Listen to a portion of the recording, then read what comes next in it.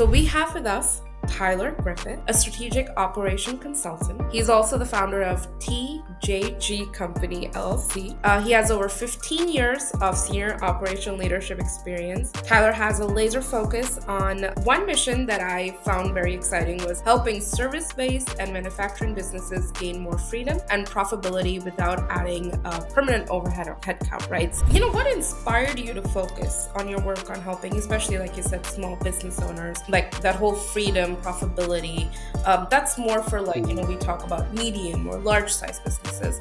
I've never really heard a lot of program focus just for small business owners. So how did that start? How did that inspiration start? Yep. So throughout my career, I've worked very closely with the founders and the owners of the small businesses Your philosophy behind profitability without adding, a permanent overhead or a headcount. Where did that kind of come into play with all of that? Very oftentimes, in operations, there's always little areas that you can tweak. And when you talk about, like a major, I guess, mindset or a structural, shift with helping, business owners like that, what has led to these meaningful, I guess, operational transformation for you? If you could give us an example. Yep. So small business owners start with really relationships a lot of times. What are the most common operational bottleneck holding back these service-based, and manufacturing companies mostly to scale efficiently? Like what's one thing that you've noticed over the years? A major thing that I've really found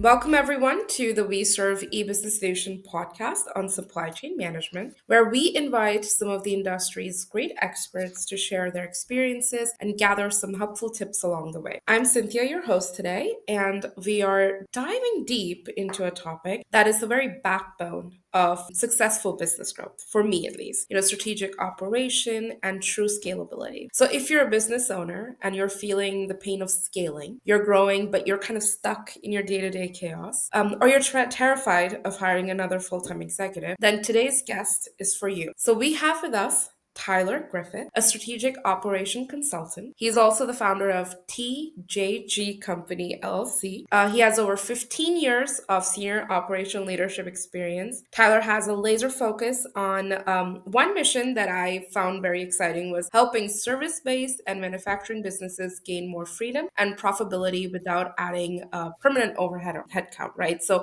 he specializes in transforming reactive, chaotic operations into streamlined, scalable systems. And in short, he's the person you call to eliminate the bottleneck and build a growth-ready foundation. So Tyler, welcome to the show. We're so thrilled to have you today with us. Thank you. I'm honored to be one of your guests. Perfect. And I apologize. I wanted to add a few more lines, but I knew it was kind of getting too long for your introduction. But there's so many things you've achieved, in your career, I'm pretty sure, which spans more than 15 years over the time. We would love to start off there. How did you start your career in supply chain? I know people kind of jump into supply chain by chance. That has been the norm here. So I would love to hear about your career and kind of like the starting point. Yeah, so I actually started in nonprofit development and marketing, and then kind of went into machinery sales. So from that, after a few years in that area, I then got into project management, which then tailored directly into operations. And with operations, obviously, especially manufacturing type businesses, you're going to have the supply chain as a critical aspect of that. Yeah. So from that, I was able to kind of go through. I've worked with small businesses, typically much larger organizations as customers, but small business has really been my niche. Perfect. So, what inspired you to focus on your work on helping, especially like you said, small business owners, like that whole freedom, profitability, that's more for like, we talk about medium or large size businesses. I've never really heard a lot of program focus just for small business owners. So how did that start? How did that inspiration start? Yep. So throughout my career, I've worked very closely with the founders and the owners of the small businesses that I've been a part of. And you get to see a lot closer the passion that they have for what they're doing. Yeah. Large businesses, people are very invested. They're dedicated to what they're doing. But on the small business front, there's a really personal aspect to it. Hmm. A lot of times these founders built it themselves from the ground up, started with a couple people, and it's scaled from there. And being able to help them and to grow their organization has really been more a passion of mine as well. To be able to um, provide them resources that a lot of times larger companies, they have the budgets for it. Small business, your budgets are really pretty thin very oftentimes, and so being able to have access to those resources is important. Yeah. And your philosophy behind profitability without adding, a permanent overhead or an headcount, where did that kind of come into play with all of that? Very oftentimes, in operations, there's always little areas that you can tweak and be able to improve things. The challenge is if you go out and you spend in order to hire a full-time role, oftentimes the tweaks that you're making might not equate what you're actually spending on that front end with an individual. Hmm. In the long run, it probably will, but there's risk with those HR decisions as well. Cultural fit, especially in a small business, is important. You could bring someone in at a six-figure salary, and then maybe they don't fit in with the rest of the organization. You Hmm. don't realize it until 6 months because you're giving a grace period with it. Also, culture within the organization, maybe even just fit with ownership in general. So being able to find those resources and prepare for that next hire is really what we specialize in, because then you have the resources, you have that efficiency, you know that you have what it is necessary for that next position, and then you hire that position and they take off and run with Exactly. So when you talk about, like a major, I guess, mindset or a structural, shift with helping, it. Mm-hmm. business owners like that, what has led to these meaningful, I guess, operational transformation for you? If you could give us an example. Yep. So, a lot of times, small business owners start with really relationships. A lot of times, Yep. they'll start a business because they have an opportunity, and they're successful with that opportunity. They've maybe got one customer that gave them that shot. They did very well with it, and it just kind of took off from there. But Mhm. as they grow and they find new customers, very oftentimes the processes aren't in place as Yeah. they're scaling because they're trying to keep up. They want to continue to perform, continue to deliver for their customers. And it takes time and it takes some dedication in order to establish those processes. And it can be very difficult being able to step back from what they're currently in order to create those. Hmm. And so being able to have a fresh set of eyes, or an individual to be able to come in and see what they're currently doing, how they're being successful, and then be able to build that structure around it is really important. Because as they grow from one customer to 3 to 5 plus, they each have different needs. And there has to be a standardized way of adhering to what process there is so that they can deliver and continue to perform according to each of those needs. Perfect, perfect. So when you talk about, in your experience, I guess, what are the most common operational bottleneck holding back these service-based, and manufacturing companies mostly to scale Mhm. efficiently? Like, what's one thing that you have noticed over the years? A major thing that I've really found, and typically it's one of the first things that we'll find, is that you get really good employees that you have, Mhm. but they have certain ways of doing things. Yep. And if you were to sit in a department, you have two separate employees, and each of them are doing maybe the same thing, but they're doing it differently. Yep. And you've got to be able to understand how that's being done, Mhm. because also in a small business especially, you typically want to promote from within. They know your system, you want to build them up and be able to bring them to other parts of the organization.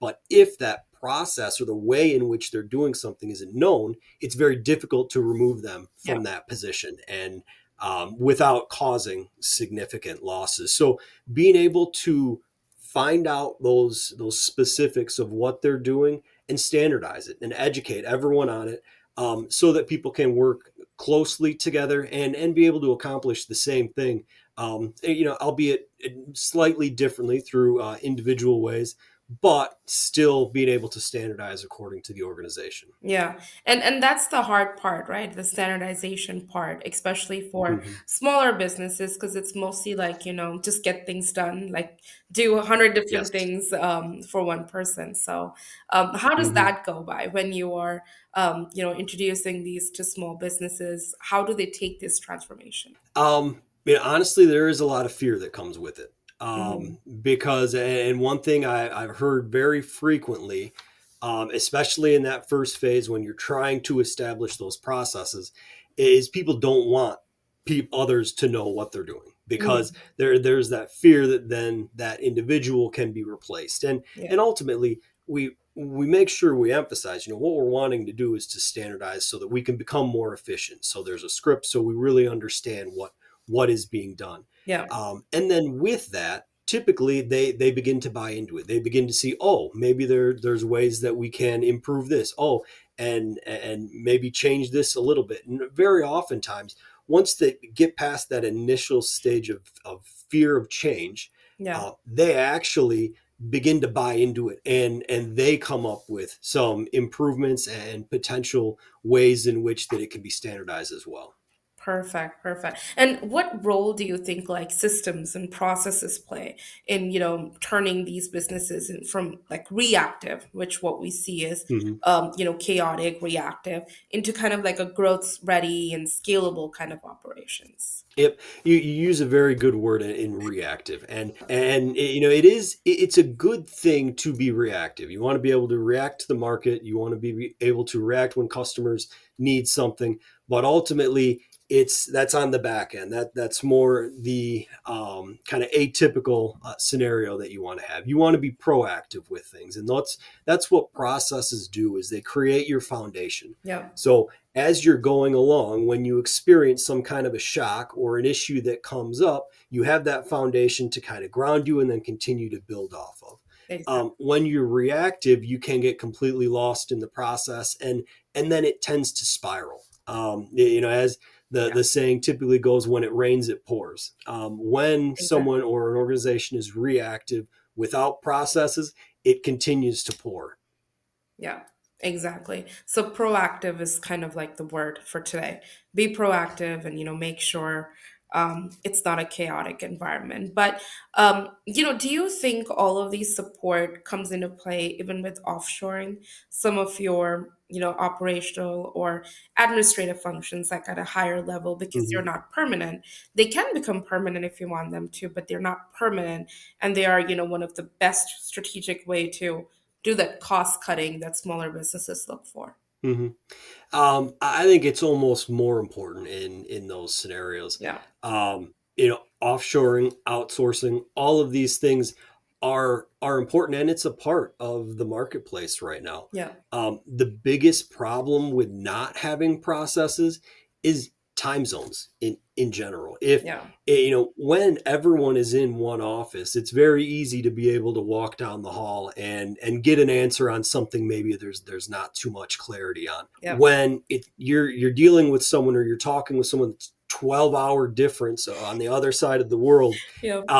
you can't exactly just pick up the phone and expect an immediate answer. Yeah. So that's what those processes will do. They'll make sure that you can make educated changes or decisions to what's going on, but yet still within the framework of what that organization needs. Exactly. Perfect. Perfectly said. And even, people think like once you offshore, like it's about the company that manages, Mhm. their employees and it's their responsibility. But it's actually, we kind of work on the foundation of what the processes have been set to kind of make sure the work is getting done in a timely manner, right? So, Mhm.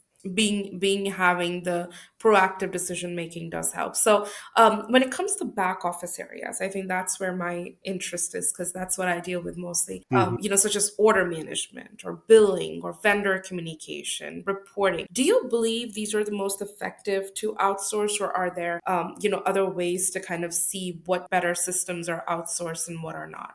I do think that those are a good thing for outsourcing or automation. Hmm.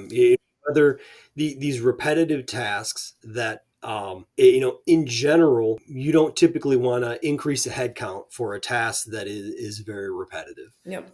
It can be challenging to find the right personnel for that, and it can be challenging to keep the right personnel for that. So being able to outsource that, I do think is an incredible tool. And in today's day and age with technology, it's very realistic to be able to do that, Yep. and you free up one, two, maybe even more people within your current organization that can work on more value adding activities that Exactly. are going to benefit the organization. Yeah, exactly. I completely agree with you on that. And especially for business owners now who are still kind of heavily involved in their day-to-day operation.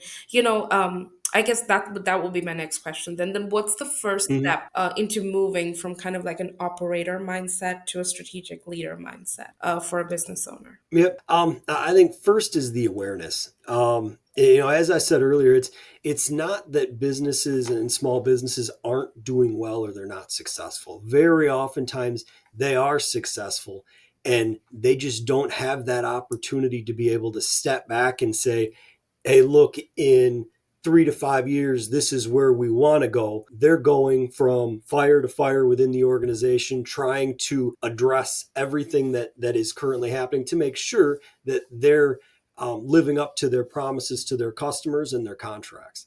Being able to understand that, okay, they started this, they're passionate about it, it's what they wanted to grow. Eventually they will need the help in order to grow it to that next step. That single owner can't do everything. Being able to have that awareness and understanding then of where they would like to go in the future is very important in taking this next step, because Yeah. once they have that, then they're able to find the right individual that they can trust to be able to carry out what the goal that they have, even though they may do it slightly different than them. Exactly. Right. So when we look at strategic leaders, now we have to think about the new technologies, obviously, the new Mhm. AI in the market. There's a lot of small businesses that don't really kind of want to explore those areas, right? But I'm pretty sure Mhm. there are multiple trends that you are seeing among the industry that you think small and mid-sized companies can really use them in their daily operations, and helping them Mhm. automate their systems and kind of cut down on the overhead. So how has that been going on for you, and how do you support business owners in that way? I think hesitation with technology is prudent. I think it is a good thing to have upfront because it's changing so quickly. Yeah. But ultimately, the benefits that it provides is second to none. Yeah. And as you look into it, as you select a certain area that, what customer service, you want to streamline customer service, and there's AI, there's other technologies that can do that. As you look into what they can do, you begin to open yourself up to so much more that maybe you didn't even realize was possible. Yeah. And that's the beauty of technology, is that you're going to be able to accomplish what you're wanting to, but in addition to that, you're going to be able to take probably 10 steps further than you had initially wanted to, just based on the capabilities of that, and then as it evolves over time. So I do think we've got to have a little bit of a hesitation with it, because also you want to be focused in your application. If you run in many different directions, trying every single software and everything that's out there, Yeah. not going to make much traction. But by kind of selecting and having that laser focus, as you alluded to earlier, you'll be able to really maximize that technology and take your business to the next step. So how do you approach? I would love to hear an example to kind of visually and see it. How do you approach Mhm. business owners with new ideas, or just kind of like, hey, this is new program that's going on, I think this part will be, supportive for you. And, they're kind of being obviously reactive with that problem being like, we don't need it. We should be good, but it really helps you Mhm. reduce the overhead costs. So how does that conversation go? Yep, really oftentimes when I'm working with a client, it's a lot of questions. I want to understand exactly what they're going through, what they're currently doing, what's going well, and what can improve. And typically with that, they will end up telling me exactly what they need to be streamlined, or Hmm. what they need improved in terms of processes, and what technology can do for them. Finding the right ERP system. I think for a lot of small businesses Yep. that maybe are running on QuickBooks, or something that's just very focused on the small business, having something that's fully integrated is actually relatively affordable nowadays because Yeah. of the technological advances. And being able to have that opens so many different doors. And then being able to take, once you have some technology, being able to take what they are seeing a need in, Hmm. they're going to learn more about what ways in which they could be doing it, probably even without that. Yeah. So just having the discussion openly, and addressing their pain points, making sure that they understand that whatever we're looking at implementing is going to address their short term pain, and their long term goals. Wow, perfect. Tyler, this has been such an interesting conversation, and I hate for it to end on a short notice. So I'm going to ask you another question before we leave here. I always ask this question for everyone: is what advice would you give, to the founders today who are wanting to scale but sustainably, without Mhm. sacrificing their control or their culture, or kind of like, their whole operational, um, I guess, efficiency part, right? So, Mhm. yeah, we would love to hear some advices from you. Yep, I think being open to change, is a major aspect of it. Change with technology, change with what they're doing in their position, being able to maximize what they've already built, and be able to take it and strengthen it for that next step, Mhm. and seeing the reality that it's not a negative to have help from other people and other organizations, to be able to bring that in. And it's going to improve efficiency, it's going to improve morale with Yeah, current employees. Offloading the mundane tasks are of benefit. yeah, Employees will be grateful for it. yeah, So being able to be open to those things that there may be a negative mentality with is important. yeah, And really, every organization goes through stages. It's the life cycle of products, life cycle of business. You initially have your first step where you're really growing, you're serving your customers' needs, and then you take that next step that requires something different. It's not the same thing that you've been doing that is going to help you succeed at that next level. So being able to take that next step, learn from the resources that are out there, hmm, and build that foundation, build upon the foundation they've had, and build it new for the next challenge and step. wow, perfect, perfect. This was, Tyler, such an incredible, insightful conversation. I think, obviously the key takeaways for today would be that, one is, for me, growth doesn't have to mean chaos, right? So be proactive, Mhm. support your strategic operations, and bridge like your ambition and reality together. And obviously, your support throughout the whole process is something that, the customers can really look forward to. So thank you so much for your time today. It was great talking to you. I hope, you did enjoy this conversation as well. Any last thoughts before we end the podcast today? Nope. I just thank you, Cynthia and Vserve, for the opportunity to be on here. It's like I said, it's an honor to be able to talk with you about these things, and be able to see what you guys are doing as well. Perfect. Well, thank you so much, Tyler. And you have a good day. Thank you again. You too. Thanks again.